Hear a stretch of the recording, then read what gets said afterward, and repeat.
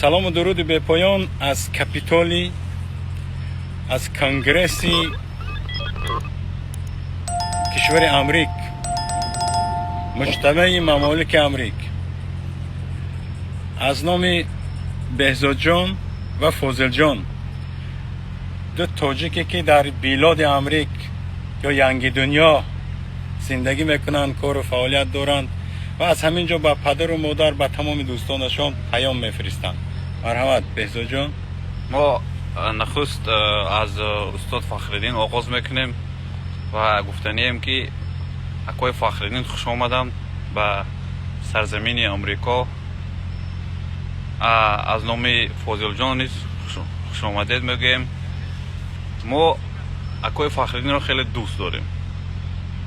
استاد برای ما مهری وطن آوردند، بوی وطن آوردند.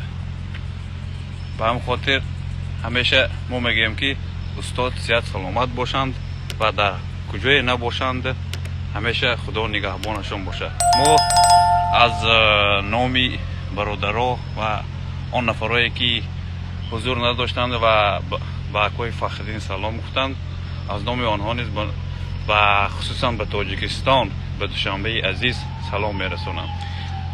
همین سلامه من گرفتد، یک خلطه بار کردد، پکت انداختد، انشالله دوشنبه میبریم بعد چند روز. ما باز یک چیز از استاد خواهش کرده بودیم که یک کف خاک تاجیکستان رو برای ما بیارن. استاد واقعا یک کف خاک تاجیکستان آوردن، من حتما به خانه میبرم. خاک سبز بود. بله. انا خوب منظور رو فهمیدید از سلام و درودهایی که در کاغذ پیچ شده میروند. خب هم دوستانی که منتظر همین گونه سلام و پیام ها هستند، انشالله اشاره ما رو فهمیدن. واقعی در امان خدا باشد و خدا نگهبان باشد.